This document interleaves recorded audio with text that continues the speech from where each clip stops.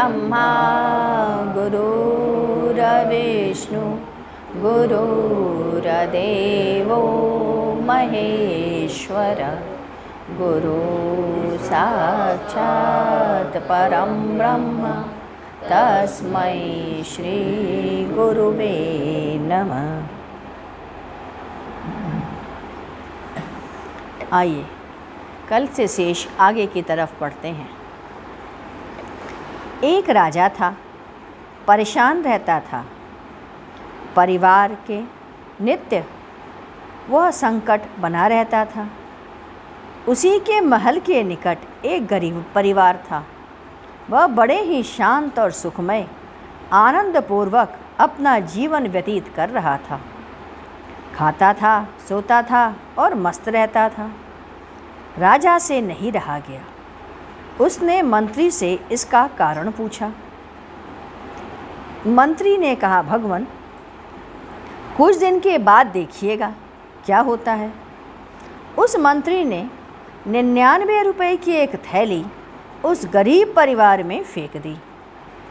अब वह उसे 99 को 100 बनाने के फिराक में लग गया और इस प्रकार उस रुपए को पुनः वह और रुपए अर्जन करने की प्रवृत्ति में बढ़ गया। परिणाम स्वरूप धन बढ़ने लगा। धन को बढ़ाने की प्रक्रिया में शांति सुखमय गरीब परिवार का जीवन अशांत बन गया। इसीलिए कहता हूँ, आप इसे अपने घटते हुए जीवन में देखते हैं, लेकिन फिर भी कोई इस विषय पर नहीं सोचता, इस पर चिंतन नहीं करता। जीवन का वास्तविक अर्थ है क्या? जीवन की रचना कैसे हुई और क्यों हुई? जब तक जीवन जो हम जी रहे हैं उस जीवन को नहीं जानते, तब तक उसका विकास कैसे करोगे और कहाँ से? जीवन के विकास का वास्तविक अर्थ भगवान में निवास है। बूंद का सागर में समा जाना है। पौधा तब तक बढ़ता ही रहता है जब तक उसकी वृद्धि का अंतिम छोर नहीं आ जाता। जीवन का लक्ष्य और जीवन यापन दो अलग अलग चीज़ें और अलग अलग क्रिया है। खाना खाना, कमाना, ब्याह करना, शादी करना, लेन देन, व्यापार, व्यापार के पंच और सरपंच, यह सब पूछे जाएं तो यह जीवन यापन है। जिंदगी को बिताने की साधारण प्रक्रिया मात्र है। परंतु जीवन का लक्ष्य, उसका लक्ष्य इससे भिन्न है। यह जीवन लक्ष्य कहते हैं आपको कहाँ जाना है, आप किस लिए आए हो, यह कर्म विधान के अंतर्गत आता है। परंतु आपको अपने लक्ष्य का तो पता ही नहीं। जीवन यापन को ही भूल करके अपना लक्ष्य मान बैठे हो। लक्ष्य अपने स्वरूप को समझना है, अपने आप को जानना है, अपने अंतस की खोज करनी है, असली मकसद को खोजना है, उस परवरदिगार आलम की तलाश को बनाए रखना है। जिसका मैं हूँ, जिसने मुझे भेजा, उसी के हो जाएं यह लक्ष्य। भोग, आनंद, नाशवान देह के मन की चाहत होती है, जो कई योनियों में इंसान इसे भोगता और भुगवाता रहता है। सिर्फ गंगा में नहाने से, मंदिर में जाने से, 2 पैसा गरीब को दे देने से, या आखिरी के वक्त गाय की पूंछ पकड़ ली तो क्या पार पा जाओगे?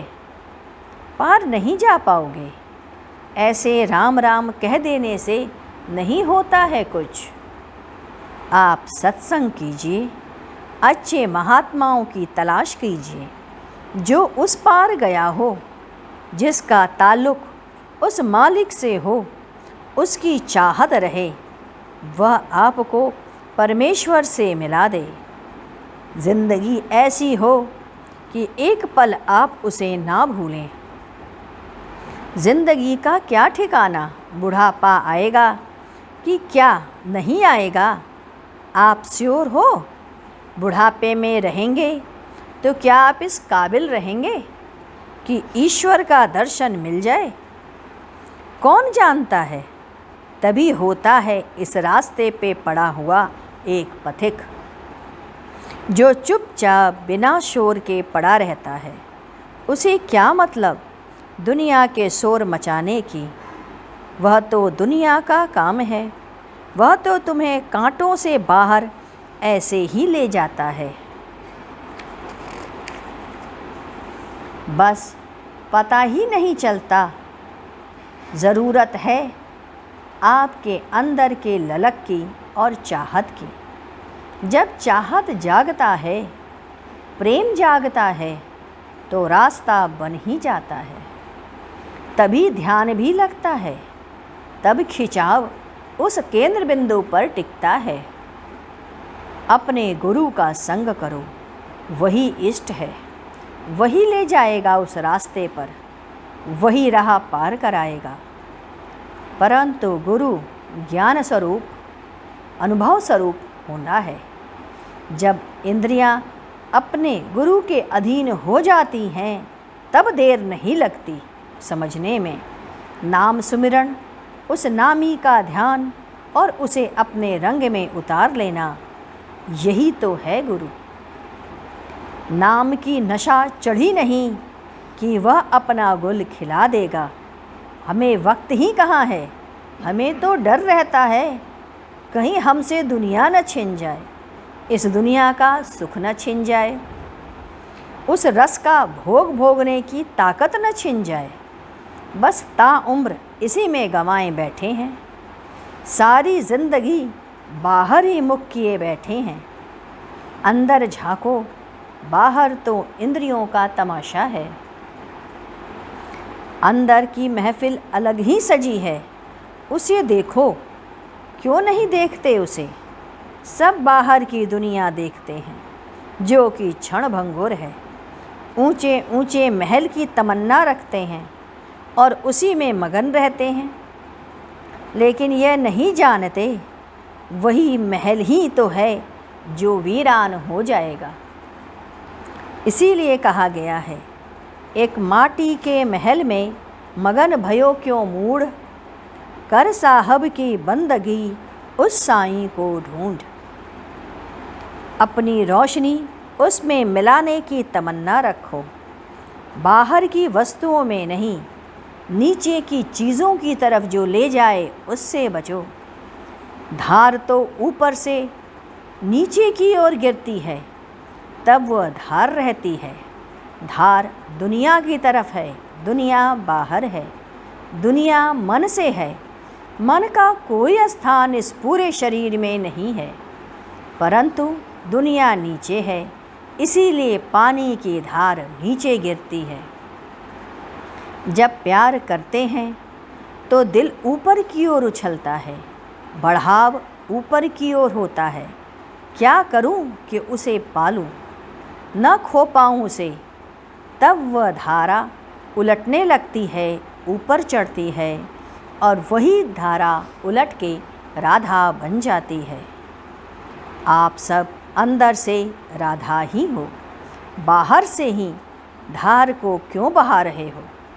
वह तो नासवान जगह में है, तड़पने में तुम्हें डालकर छोड़ देगी।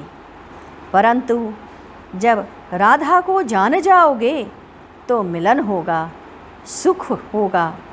राधा होंगे आप, तभी रास को धारण करेंगे। जाने कौन प्रेमी होगा और कौन प्रेमास्पद, तब भगवान और भक्त में भेद कहाँ रह जाएगा। स्वयं भगवान के शरणागत हो जाना, संपूर्ण धर्मों और कर्मों को भगवान के अर्पित करना ही शरणागति है। कहाँ यह मानो यह जानो, मैं भगवान का हूँ और भगवान मेरे। हे मेरे नाथ, हे मेरे स्वामी, मेरे प्रभु, मेरी रक्षा करो, मुझे बचाओ, बचाओ भगवन, त्राहि माम त्राहि माम। सच पूछो तो संसार में पैदा होना ही मेरे पूर्व जन्मों का कर्म है। यहाँ आना और जाना उसकी मर्जी ही है। संसार का संबंध तो माना हुआ है, पर भगवान का संबंध वह वास्तविक है। सब उसी परमात्मा के द्वारा ही हैं। अहम को त्याग दो, क्या पाप क्या पुण्य उसे भी त्याग दो। अहम रहेगा तो तुम वहम में रहोगे। आइए हम लोग गुरु कीर्तन करें। ओम गुरु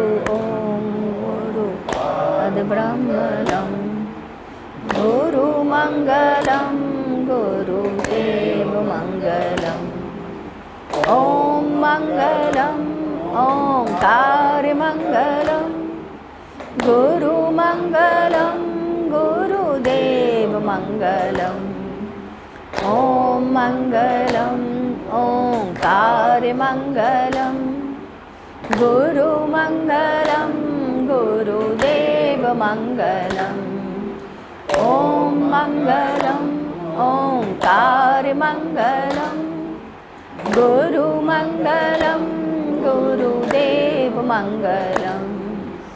ओम मंगलम ओंकार मंगलम गुरु मंगलम गुरुदेव मंगलम। ओम मंगलम ओंकार मंगलम गुरु मंगलम गुरुदेव मंगलम। ओम मंगलम ओंकार मंगलम गुरु मंगलम गुरुदेव मंगलम। ओम मंगलम ओंकार मंगलम गुरु मंगलम गुरुदेव मंगलम। ओम मंगलम ओंकार मंगलम गुरु मंगलम गुरुदेव मंगलम। ओम मंगलम ओंकार मंगलम गुरु मंगलम गुरुदेव मंगलम। बोलिए सद्गुरुदेव की जय। सद्गुरु तुम्हें शत शत नमन। सद्गुरु तुम्हें शत शत नमन। सद्गुरु तुम्हें शत शत नमन।